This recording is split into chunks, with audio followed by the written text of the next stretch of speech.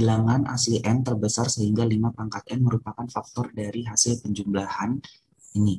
Nah, ini adalah merupakan sebuah soal teori bilangan yang nanti kalian harus baca lagi mengenai fungsi tangga. Oke, jadi kalau misalkan seperti ini bentuknya, maka nanti jadinya adalah dulu mulai dari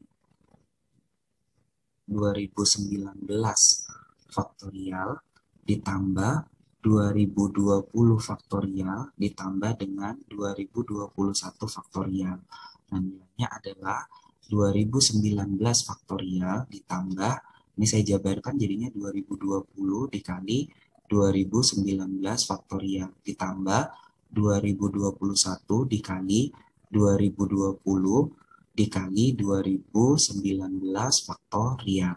Maka bisa difaktorkan atau dikeluarkan 2019-nya faktorial, lalu yang tinggal adalah 1 tambah 2020 ditambah 2021 kali 2020. Nah, berarti nilainya adalah ini 2021 kan? Berarti 2019 faktorial dikali 2021 kali, ini kan 2021. Berarti adalah 1 ditambah, ini udah keluar 2021-nya, berarti 2020. Berarti nilainya adalah sama dengan 2019 faktorial dikali 2021 kuadrat. Nah, di 2021 kuadrat tentunya tidak akan memiliki faktor 5. Tapi untuk 2019 faktorial itu tentunya pasti akan ada memiliki faktor 5. Karena kan ini 1, kali 2, kali 3, kali 4, kali 5 gitu ya. Berarti dia ada bilangan yang satuannya 5 atau 0. Nah, untuk menentukan berapakah nilai N terbesarnya, kita bisa pakai bantuan fungsi tangga atau fungsi Selling. Ya. Nah, berarti nanti dari sini menjadi ini, oke, 2019 per 5 ditambah 2019 per 5 pangkat 2 ditambah 2019 per 5 pangkat 3 ditambah 2019 per 5 pangkat 4. Kapan kita tahu berhentinya? Itu adalah pada saat pembilang itu lebih kecil daripada penyebut. Karena kalau misalnya 5 pangkat 5 itu hasilnya adalah 3000 sekianan. Berarti nanti dia tidak bisa lagi membaginya karena hasilnya adalah 0, ya. Nah, kalau ini hasilnya berarti nilainya adalah sekitar 403,8. Nah, karena dia ada fungsi Selling, itu adalah bilangan bulat terbesar yang lebih kecil dari ini. Berarti intinya gampangnya adalah pembulatan ke bawah. Gitu, pembulatan ke bawah. Jadi ingat aja nih, lihat ada yang siku ke bawahnya itu ya, kurung siku daripada yang bawah ini. Jadi pembulatan ke bawah. Jadi kalau 403,8 berarti kalau dia kena yang di sini berarti jadinya 403 saja diambil. Ditambah, nah ini 80,76 kalau misalkan dicek, ya kan? Berarti jadinya adalah 80. Kemudian yang di sini berarti bagi 125 itu nilainya 16,152. Ambil 16-nya saja, bilangan bulatnya saja. Oke, nah ini berarti 3,23, yang diambil adalah 3. Oke, berarti nanti hasilnya adalah sama dengan 502. Jadi soal ini berkaitan dengan yang namanya fungsi tangga. Ya, silahkan dipelajari kembali. Dikatakan bahwa A, B, C adalah merupakan bilangan real yang memenuhi. Maka ingat kalau misalkan seperti ini bisa saya tuliskan sebagai A tambah B per AB itu nilainya adalah sama dengan 3 gitu ya. Berarti bisa saya buat di sini menjadi, saya pecah A per AB berarti tinggal seper B, ya kan? B per AB berarti jadinya seper A, atau dibalik menjadi seper A tambah seper B, nilainya adalah 3. Begitu juga yang lain. Berarti B ditambah dengan C per BC itu nilainya adalah sama dengan 4. Maka dari sini seper B ditambah seper C itu nilainya adalah 4. Lalu C tambah A per AC atau CA gitu ya. Ini nilainya adalah sama dengan 5. Berarti 1/, C ditambah 1/, A itu nilainya adalah 5. Nah, udah dapat seperti ini, maka jumlahkan semuanya. Nih, 1, 2, 3 persamaan ini kita jumlahkan. Maka akan diperoleh 2 kali, gitu kan? Semuanya ada 2 ya. 1/, A ditambah 1/, B ditambah 1/, C. Nilainya adalah sama dengan 12. Nah, 1/, A tambah 1/, B tambah 1/, C itu siapa? Berarti kan jadinya adalah samakan penyebut ya. A, B, C. Berarti di sini adalah AB ditambah BC ditambah CA. Ya kan? Nah, ini nilainya adalah sama dengan 6. Gitu. Oke. Nah, berarti kalau dibalik berarti ABC per AB tambah BC tambah CA nilainya adalah 1/6. Kan itu adalah bentuk yang ini. Oke. Jadi nilai dari 2022 dikali sama ABC per AB tambah BC tambah CA sama dengan 2022 dikaliin sama 1/6 gitu ya. Berarti hasilnya adalah 337 gitu. Jawab soal yang nomor 3, maka idenya yaitu adalah kuadratkan kiri dan kanan. Jadi dikuadratkan kiri dan kanan terlebih dahulu, tapi memang harus ada beberapa perumusan trigonometri yang harus kalian pahami dengan baik. Saya akan jelaskan sambil menjelaskan soalnya ya. Nah, contohnya ini, kosek. Kosek itu adalah 1 per sinus. Oke. Theta dikurangkan dengan sekan. Sekan itu adalah 1 per cos theta. Dikuadratin. Udah sama dengan 13/36. Lalu kemudian yang di sini berarti jadinya apa? Sin theta cos theta, ya kan? Kemudian ini cos theta kurang sin theta, samakan penyebut ya. Baru kemudian ini kuadratin sama dengan 13/36.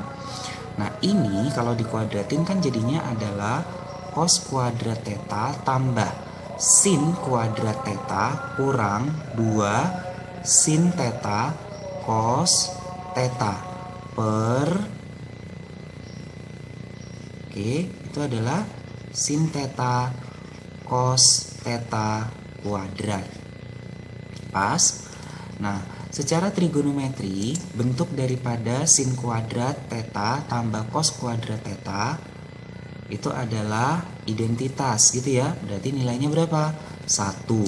Maka nanti nilainya menjadi 1 dikurangkan dengan 2 sin theta cos theta per sin theta kali cos theta kuadrat. Nah, ini nilainya adalah 13/36. Jadi tetap ya, ini 13/36. Nah, maka saya buat pemisalan. Di sini menjadi misal bahwa nilai daripada sin theta dikali dengan cos theta itu misalnya adalah K. Berarti persamaan ini akan bisa diubah menjadi 1 dikurang 2K per K kuadrat sama dengan 13/36. Oke, kali silang. Berarti 13K kuadrat sama dengan 36 dikurang 72K. 13K kuadrat ditambah 72K dikurang 36 sama dengan 0. Nah, baru diapakan? Difaktorkan. Berarti nanti dari sini menjadi, ini berarti 13K, ini K ya. Kemudian nanti jadinya adalah 6. Coba yang mana nih? Ini saya ini tambah ya, ini kurang coba. Jadi 13K dikalikan K, 13K kuadrat. 13K dikalikan dengan 6 dikurangkan sama 6K. Pas itu 13 dikalikan dengan 6, 78. 78 kurangkan dengan 6 berarti 72. Pas ya. Berarti K sama dengan 6 per 13 atau K-nya sama dengan minus 6. Nah, pada saat K sama dengan minus 6 itu ditolak. Nah, kenapa dia ditolak? Karena di sini bahwa tetanya itu adalah dari 0 sampai dengan pi per 4. Pi per 4 adalah 45 derajat. Berarti dia di kuadran yang pertama. Kalau di kuadran pertama berarti nilai sin pasti positif, nilai cos pasti positif. Berarti K-nya juga pasti positif. Berarti K yang diambil adalah K yang lebih besar daripada 0. Berarti di sini TN yang diterima adalah K sama dengan 6 per 13. Nah, siapakah nilai daripada K? K itu kan tadi pemisalan ya. Berarti nanti jadinya adalah sin theta dikali dengan cos theta, itu nilainya adalah 6 per 13. Nah, berarti nanti ingat lagi di sini ada yang dinamakan dengan sudut rangkap. Sin 2A sama dengan 2 sin A cos A, gitu ya. Berarti ini nggak ada duanya. Berarti jadinya kali setengah. Berarti nanti jadinya setengah sinus 2 theta sama dengan 6 per 13. Atau sin 2 theta itu nilainya adalah 12 per 13. Nah, yang ditanya adalah cot theta dikurangkan dengan tan theta. Berarti kalau misalkan saya jabarkan jadi nilai daripada cot, ya kan? Cot theta dikurang tan theta sama dengan cot itu apa? Cot itu adalah cos per sin, ya kan? Cos theta per sin theta. Tan. Tan itu adalah sin per cos. Oke, berarti disamakan penyebut ya. Berarti nanti jadinya adalah kalau disamakan penyebut, maka jadinya adalah sin theta cos theta. Kemudian di sini adalah cos kuadrat theta dikurang sama siapa? Sin kuadrat theta. Cos kuadrat theta itu adalah rangkap kembali, yaitu adalah cos 2 theta per, nah ini adalah setengah daripada sin 2 theta. Oke, nah maka kita cari hubungannya. Maka nanti nilainya adalah, oke, ini adalah 2 theta. Kalau sin itu demi, depan, per miring. Kan? Berarti nanti nilainya adalah 169 dikurangin sama 144. Oke, pas itu maka nanti nilainya menjadi berapa? 169 dikurangin sama 144 berarti 5 gitu ya. Akarnya kan 25 kan? Berarti 5. Dah, berarti kosnya berapa? Kosnya adalah sami samping per miring. 5 per 13 per setengah. Sinnya tadi udah ada ya. 12 per 13. Oke, berarti di sini berapa? 6. Udah, maka 13 sama 13-nya bisa habis lagi kan? Berarti yang tinggal adalah 5 per 6. Maka jawaban untuk soal yang nomor 3 adalah 5 per 6. Nah, materi-materi apa saja yang kalian butuhkan di sini yang mesti diingat mengenai trigonometri? Yang pertama, yaitu adalah sudut rangka. Nah, kita butuh bantuan sudut rangka. Kemudian apalagi? Identitas dari trigonometri. Saya jelaskan yang nomor 4. Di sini saya sengaja untuk menuliskan terlebih dahulu karena ada berkaitan dengan gambar. Nanti takutnya terlalu lama videonya karena butuh waktu untuk menggambarkannya.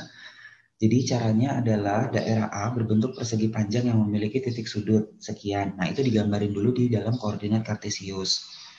Udah, setelah digambarin, maka bentuknya kita ukur nih. Berarti dia memiliki yang namanya panjang 5, lebarnya adalah 6 gitu ya.